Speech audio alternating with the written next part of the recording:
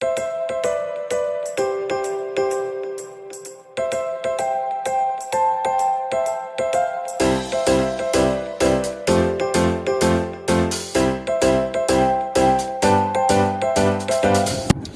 afternoon, my people. Welcome back to my channel. This is Mashallah Gist TV.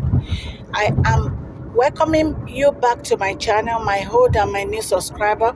If you are new on my channel, can you go to the notification bell and press the bell so that whenever I post a gist, you can get it. Please, thank you, my old subscriber. I really appreciate you. Share, like, and subscribe. God bless you all. Yeah, today's gist, ó dá lórí kábíyèsí àti one of the elders tó wà ní palace. Wọ́n ní pé gist, ṣé mọ̀ pé gist ni, so gbogbo gist tá à ń mú wá wọ́n wí pé ni, kì í ṣe Mashola ló sọ ọ́, wọ́n wí pé ni o. So wọ́n wí pé elder kan ó wà ní palace tó jẹ́ pé òun ni one of the elders tó jẹ́ pé ó really ó ti wà ńbẹ̀ tipẹ́, so tí kábíyèsí dẹ̀ máa ń listen sí. Wọ́n ní bí ó ṣe sọ nìyẹn pé kí kábíyèsí má máa dárúkọ Queen Naomi mọ́, ipe ẹni tó jẹ́ pé lórí social media ló ti lọ disgrace kábíyèsí. Ẹ rí pé ilé ayé ìlágbára. Ṣé rí pé nǹkan tí Mariam sọ ó ń jánà? Ṣé rí pé Mariam gbogbo bó ṣe ń kà, ṣé rí pé kíkà ẹ̀ ń jánà lórí àwọn ẹ̀dà yìí? Ó ní majority àwọn ẹ̀dà yìí ló ti gbà bọ̀dì. Ó ní wọ́n ń gba owó lọ́wọ́ òun. Ó ní majority wọn ló ti gbà bọ̀dì. Ó ní wọ́n ń gba owó lọ́wọ́ òun. Ẹ rí pé kọ́lọ̀ ń ṣàánú wa ni.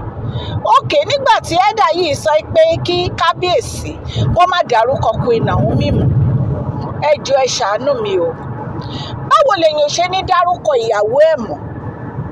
Ìyàwó tó bímọ fún ẹ, tó jẹ́ ìyà lórí ẹ, tó jẹ́ pé lóru lọ́sàn-án ó ń gbàwẹ̀, tó ń gbàdúrà, ni ó wá ní kó má dárúkọ ẹ̀ mọ́.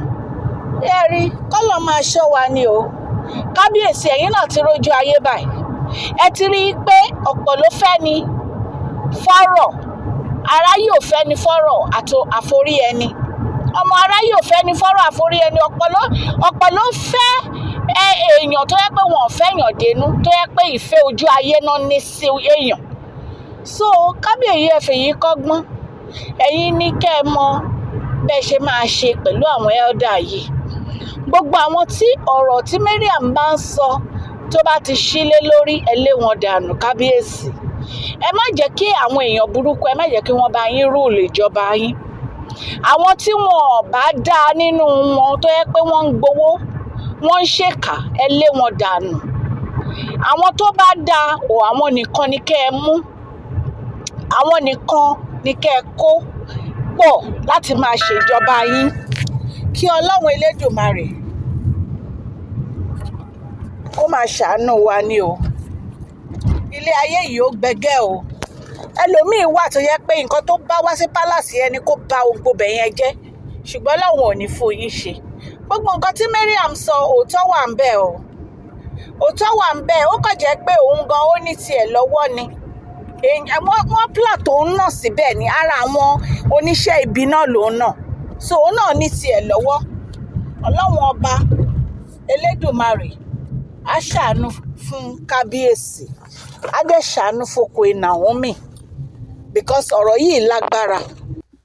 So ẹ wo gbogbo ìkà tí wọ́n ń ṣe, gbogbo wọn. Máa yẹn wà lánàá ẹ̀.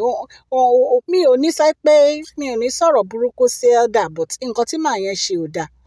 Ẹni yìí ẹ mọ̀ pé ìyàwó kábíyèsí ni. Ẹ dẹ̀ mọ̀ pé kì í ṣe pé bóyá kábíyèsí ò fẹ́ mọ́, ẹ wá ní kó máa sọ̀rọ̀ ẹ̀ mọ́. Báwo lẹ ṣe máa sọrú nǹkan báyẹn? Ìyẹn kù díẹ̀ káàtó náà. Kábíyèsí, ẹ̀yin ṣáà máa ṣe iṣẹ́ tọ́lọ́run gbé lé yín lọ́wọ́, ẹ máa ṣe lọ. Gbogbo àwọn èèyàn burúkú, Ọlọ́run rí wọn, Ọlọ́run máa bá wa lé wọn dànù. Ọlọ́run á bá yín yanjú gbogbo ọ̀rọ̀ tó wà ńlẹ̀ yẹn, fọgbọ́n ṣe. Then nípa ti Mariam, ẹ wà very very careful. Advice tèmi nìyẹn. Ẹ wà very very careful because she is very desperate. Ẹ̀yin ní kẹ́ ẹ mọ̀ bẹ́ẹ̀ ṣe máa handle ẹ̀. gbogbo àṣírí tí Mariam ń tú òótọ́ wà náà ẹ̀. Àwọn tó ń súnmọ́ yín àwọn náà ń ṣèkà, àwọn lèèyàn burúkú. Àwọn tó ń súnmọ́ yín wọ́n ní bí ikú ilé ò pani tòde ò ní pani tó ṣe bí òwe ẹ̀yin bàbá mi. So àwọn tó ń súnmọ́ yín ìkà ni majority of them. Wọ́n wá láti wó palace yẹn ni Ọlọ́run dẹ̀ ní fún wọn ṣe. Please share this video, like and subscribe. God bless you all.